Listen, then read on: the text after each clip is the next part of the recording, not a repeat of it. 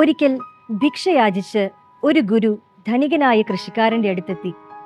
ആ കൃഷിക്കാരൻ തന്റെ അറയിലേക്ക് ധാന്യമളന്ന് ഇടുകയായിരുന്നു. തന്റെ മുൻപിലേക്ക് നീട്ടിയ ഭിക്ഷാപാത്രത്തെ നോക്കിക്കൊണ്ട് കോപാകുലനായി ആ കർഷകൻ പറഞ്ഞു, ഞാൻ ഉഴുത് വിത്ത് വിതച്ച് വളമിട്ട് വിളവെടുത്തതാണ്. വെറുതെ നൽകാനായി എന്റെ കയ്യിൽ ധാന്യമില്ല. അപ്പോൾ ആ ഗുരു പറഞ്ഞു, ഞാനും ഒരു കർഷകനാണ്. ഞാനും ഉഴുന്നുണ്ട്, വിതയ്ക്കുന്നുമുണ്ട്. അപ്പോൾ ആ കർഷകൻ ചോദിച്ചു, അതിന് അതിൻ്റെതായ ഒരു ലക്ഷണങ്ങളും താങ്കളിൽ കാണുന്നില്ലല്ലോ. അപ്പോൾ ഗുരു പറഞ്ഞു, നന്മയാണ് ഞാൻ വിതയ്ക്കുന്നത്. സൽക്കർമ്മങ്ങളാണ് വളമായും മഴയായും മാറുന്നത്. നിയമമാണ് ഞാൻ പരിരക്ഷിക്കുന്നത്. ഞാൻ പിഴുതെറിയുന്ന കളകൾ തെറ്റിദ്ധാരണകളാണ്.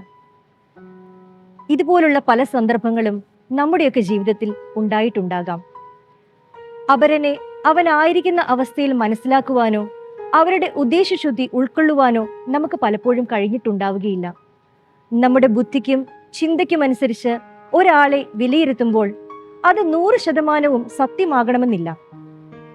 ഒരുവൻ താനാണ് ഏറ്റവും മിടുക്കൻ, വലിയവൻ എന്ന് വിചാരിക്കുമ്പോൾ അവൻ തന്നേക്കാൾ മിടുക്കനും വലിയവനുമായവനെ അതുവരെ കണ്ടിട്ടുണ്ടാവുകയില്ല. അതുപോലെ ജീവിതത്തിൽ ക്ലേശങ്ങളും സഹനങ്ങളും ഉണ്ടാകുമ്പോൾ താനാണ് ഏറ്റവും ദൗർഭാഗ്യവാൻ എന്ന് വിചാരിക്കുന്ന ഒരാൾ തന്നേക്കാൾ നിസ്സഹായനായ ഒരാളെ അതുവരെ കണ്ടിട്ടുണ്ടാവുകയില്ല. ഓരോരുത്തർക്കും അവരവരുടേതായ കഴിവുകളും മികവുകളും ഒക്കെയുണ്ട്.